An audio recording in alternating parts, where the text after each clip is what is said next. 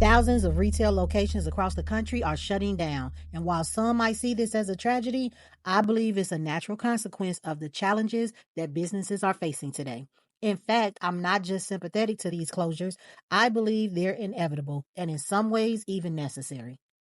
Macy's, CVS, Walgreens, JCPenney, Rite Aid, GameStop, Family Dollar, Foot Locker, Sears, Denny's, Advanced Auto Parts, Big Lots, all closing stores. Hundreds of stores. Why are we seeing so many stores close? The truth is there's no single answer. But if we look closely at the bigger picture, three main factors stand out to me. The rise in minimum wage, a lack of work ethic among young people, and the ever-growing problem of retail theft. The impact of rising minimum wage. Let's talk about the first issue, the increase in minimum wage. While paying workers more sounds great in theory, in reality, it's causing serious problems for small businesses and large retailers alike. As wages go up, so do operating costs. Retailers are being forced to pay higher salaries for entry-level positions, which means they have to raise prices to make up for it. And higher prices can scare customers away, especially in a competitive market where people are constantly looking for discounts and better deals. The truth is, many businesses simply can't afford these increased wages without cutting back on other aspects of the business, like staff, inventory, or even the physical locations themselves. In the end, some stores are left with no choice but to close their doors. While many workers benefit from these wage increases, the businesses that provide jobs are struggling to stay afloat. And for the consumer, that often translates into fewer stores to choose from and fewer options in the market. Factor 2, the lazy work ethic among young people. Now let's talk about this here. The work ethic among young people. Now, this isn't a criticism of all young people, but let's be honest. The younger generations today don't always have the same drive or commitment to working in retail as previous generations did. Not to date myself, but I made $3.35 in my first retail job, and I was so proud of myself. I thought I was rich when I got my little check. So I think, a lot of young people feel entitled. They think they should just be rich and fabulous because they woke up in the morning. I mean, let's be honest. I did not have any actual bills, not even a cell phone because those didn't exist. And I lived with my mother. I only had to attend school, so I thought that extra money was fabulous. Many businesses depend on motivated employees to keep things running smoothly, whether it's restocking shelves, providing customer service, or just keeping things clean and organized. But with the generation that often views retail work as a temporary job rather than a career, we're seeing higher turnover rates, less commitment, and more absenteeism. Instead of finding employees who are dedicated, many stores are struggling to fill shifts with people who truly care about the job, and the result? A decline in customer satisfaction, messy stores, and the inability to offer the level of service that keeps people coming back. No one wants to shop at a store where employees are disinterested or unavailable, so there's a lot of online shopping going on. And finally, we can't ignore the surge in retail theft. Theft is at an all-time high, and it's becoming one of the most costly problems for retailers today. Stores are losing millions of dollars to thieves every year, and the situation is only getting worse. To make matters worse, many states and cities have become less aggressive about prosecuting shoplifters, creating an environment where criminals know there's little risk involved. Theft isn't just about losing products, it's about losing trust with consumers. When retailers have to constantly deal with stolen inventory, they're forced to raise prices to compensate, which makes them even less competitive. Some stores are simply closing down because they can't afford to absorb these losses anymore. California has recently taken significant steps to address retail theft by implementing stricter laws that reclassify certain offenses as felonies. In November 2024, voters approved Proposition 36, which introduces harsher penalties for specific crimes, including allowing felony charges for thefts under $950 if the offender has 2 prior convictions.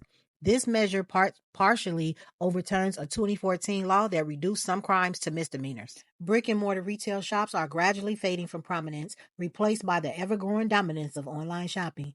The reasons are multifaceted but compelling. Unless a business offers a unique service or experience that necessitates a physical presence, The cost of leasing space, maintaining inventory, and managing overhead have become increasingly unjustifiable. Rising minimum wages, a workforce with less motivation to excel in retail environments, and an epidemic of retail theft have made running physical stores more challenging and less profitable. Social media has dramatically reshaped perceptions of work and wealth, leading to a widespread belief that traditional 9-to-5 jobs are outdated or unnecessary for achieving financial success.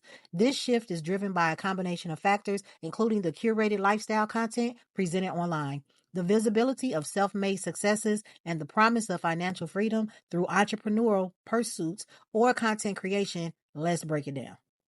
It's the illusion of overnight success. People highlight their reels. Social media platforms like Instagram, TikTok, and YouTube are filled with stories of individuals who seemingly gain wealth and success overnight.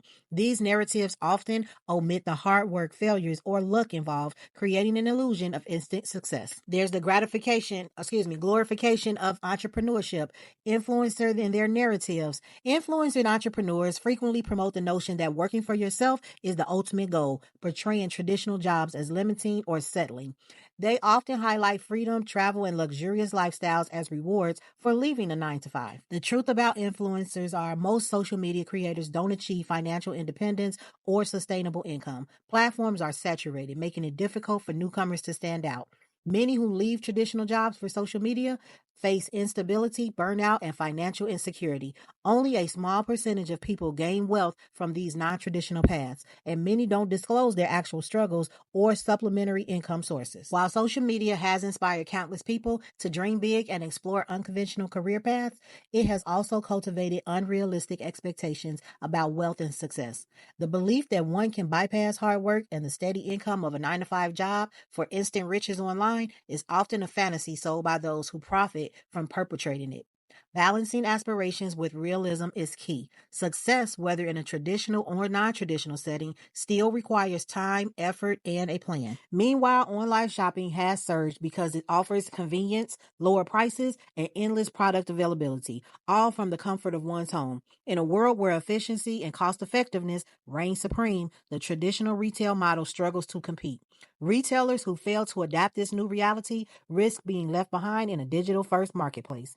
The future of commerce is evolving, and survival depends on embracing innovation and reducing reliance on outdated systems. Each and every successful business right now is about convenience. Take a look at Uber. They are very successful and they don't own a single car. DoorDash, Instagram, etc. All of those included. Every single service, there's no overhead. So the business is profitable. So let's talk about it down in the comment section. Why are so many retail locations closing down? In my opinion, there are a few key reasons that I will reiterate. The rise in minimum wage has increased operating costs for businesses. Now, I'm all for fair pay, but for some small and even big retailers, it's becoming harder to balance the books while keeping prices competitive. Second, let's be honest, there's a shift in work ethic. Lazy teenagers in the workforce are a real thing. It's not everyone, but many just aren't bringing the same level of drive or dedication. And finally, retail theft. It's at an all-time high, and stores just can't keep absorbing their losses. Some companies are closing locations entirely because the theft problem is so bad, they can't turn a profit. Combine all this with the convenience of online shopping, and you've got a recipe for the slow death of brick-and-mortar stores. Unless a retailer is offering a unique experience or service, there's no longer a reason to lease space and deal with all that overhead. What do you think? Are these the main reasons retail locations are disappearing, or do you see other factors? Let me know in the comments. I'd love to hear your thoughts. And if you enjoyed this, don't forget to like, subscribe, and share. See you in the next video.